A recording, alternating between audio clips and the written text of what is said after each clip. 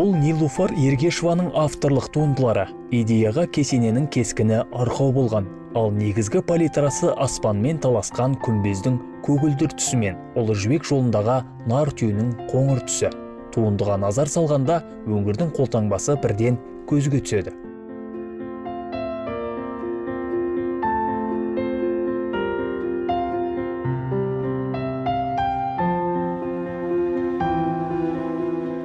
Суретшілік пен ептілік ұштасса, тігіншілік қабілет туады. Саусақтың сиқыры терең түйсікпен табысқанда инемен мата қабысады. Бұл кәсіптің заңы солай. Өрнек пен еңбек тігіншінің бас аспабы. Темірдей төзім, сарқылмас сабыр және ұшқыр қиял оны түрлі туындылар тігуге баулайды.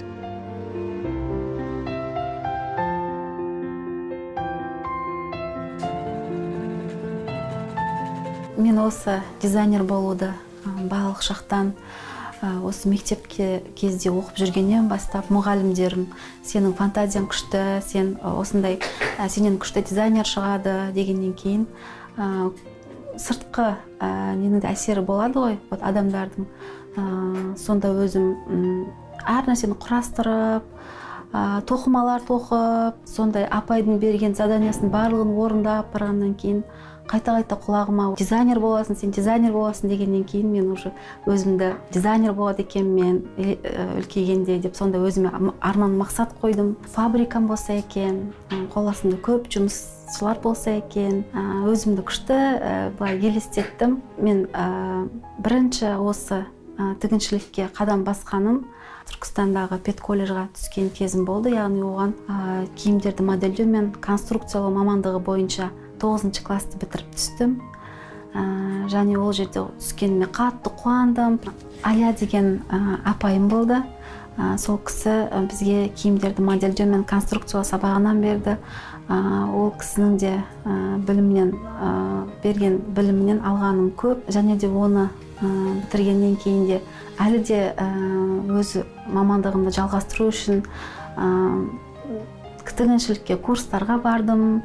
Бізде әрине Түркістан қаласында ондай тігіншілік туралы курстар жоқ еді. Сол үшін де тігіншілік, яғни кәдімгі тігетін тігіншіге үйренуге бардым. Ол жерден де білім алдым. Ары қарай жұмыс жасап кетуіме маған бір түрткі болды. Папам енді оқуға түскен кезде сол аяқ машинка алып берген. Сол машинкадан бастап мен бірінші алғашқы тапсырыстарымды тігіп бастадым. Сол кезде бірінші тапсырыс алғанымда есімде. Сол кезде қатты қуандым. Табыстың көзін тапқаннан кейін әрине еңбек етіп, ары қарай ізденген адам жетістікке жете береді екен. Сол үшін де біраз 2-3 жылға дейін мен осындай тігіншілік тапсырыс алып жұмыс істеп жүрдім. Тағы да білімім адамға ешқашан бір нәрсені толық білемін деп айтудың өзі сол неден тоқтатады екен да. Сонда өзім әлі күнге дейін оқығым, білгім, көп нәрсені үйренгім келеді.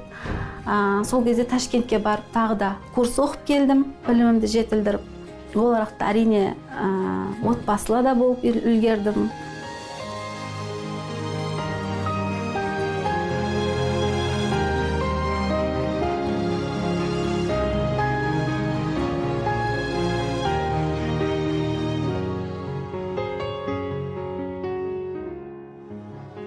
Шағын ғана, азғантай, кішкентай ғана жасыл бұрынғы аверлок машинкасы болатын. Сол машинка арқылы әрбір адамдарға, яғни қыз-келіншектерге киім тіге бастадым. Әрқайсысы мен тігіп берген адамдар сол мен тіккен киімді киіп қуанған кезде менен бақытты адам болмайтын.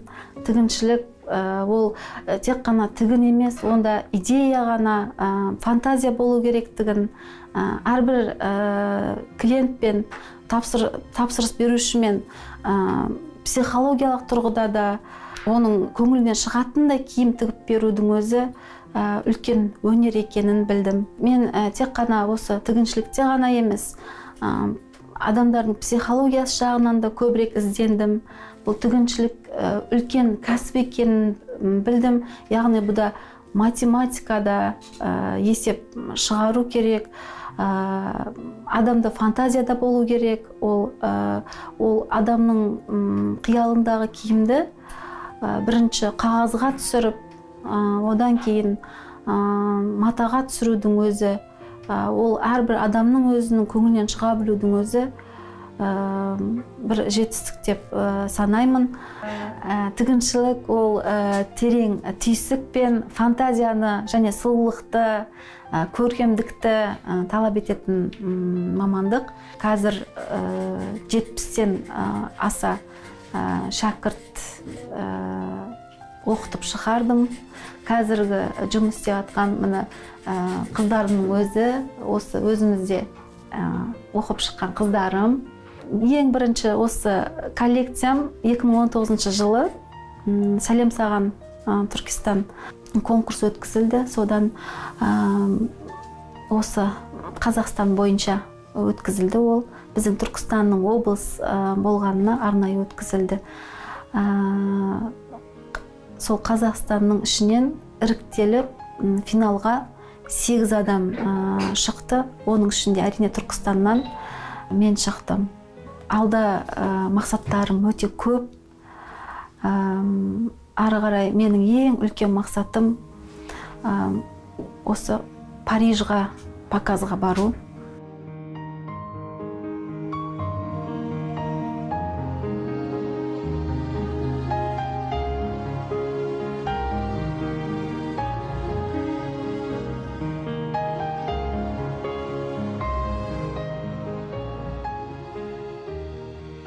Нилүфар апайдың курсы жайлы ең бірінші рет Instagram желісі арқылы көрдім.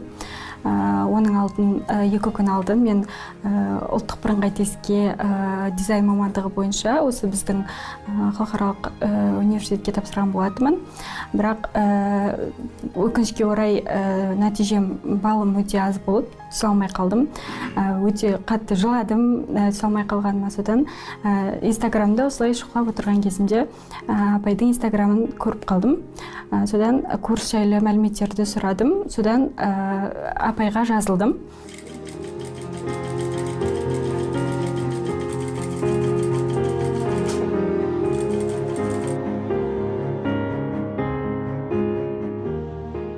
Курс басталды. Алғашқы уақытта шыны керек өте қатты сәтсіздіктер өте көп болды. Тіге алмадым, жыртып алдым, қырқып алдым, көптеген нәрселер болды. Тастап та кеткім келді, оқуымда келмей қалған кездерде болды. И содан апайдың жігерімен сенің қолыңнан келеді, жасай аласың деген сөзімен ары қарай жасап бітіріп шықтым. Қазір осында жүргеніме 6 айдан асты. 6 айдың жобасы болып қалды. Қазіргі осы уақыт аралығында өте көп дүниелерді үйрендім. Тек пішу, тігу дүниелерден басқа, жалпы клиенттермен қалай араласу керек, кімге қалай стилі таңдап беру керек, жалпы тек қана тігін саласы емес, өзге де дүниелерді көп дүниелерді үйретті. Тігіншінің тісі батпайтын мата жоқ. Сондай қарапайым жейдеден бастап сәнді дизайнерлік көйлектер, оқалы шапандар қажет жағдайда бетперде тігетін тігін цехы болашағынан көп үміт күттіреді.